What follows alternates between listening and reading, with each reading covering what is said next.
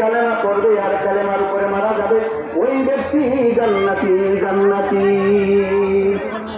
শর্ত লাগাইছেন কালেমা উপরে মারা যেতে হবে, কালেমার উপরে মারা যেতে হবে। কিসের উপরে? কালেমার উপরে মারা যেতে হবে। ভাই এখানে হায়াতটাকে কাজে লাগানো। কোন ব্যক্তি যদি হায়াতটাকে কাজে লাগায় তাহলে মরার পরে জান্নাত, আর যদি হায়াতটাকে কাজে না লাগায় মরার শুরু থেকেই তার জাহান্নামের আলামত শুরু হয়ে যাবে। এই বান্দা হায়াতটাকে কাজে লাগাও, মৌত সামনে রেখে হায়াতটাকে কাজে লাগাও।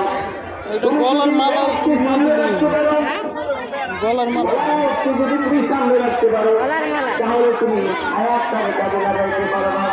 কোন ব্যক্তির সামনে যদি মাওয়াত থাকে ওই ব্যক্তি বাড়িতে ঢোকাইতে পারে না, মানে মরতে হবে, আমার হিসাব দিতে হবে।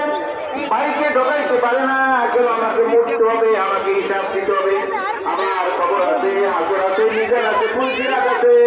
কোন ব্যক্তির সামনে যদি থাকে ওই ব্যক্তি কখনো কাউকে গালি দিতে পারে না, সুদ খাইতে পারে না, চুরি করতে পারে না, জিনা করতে পারে না।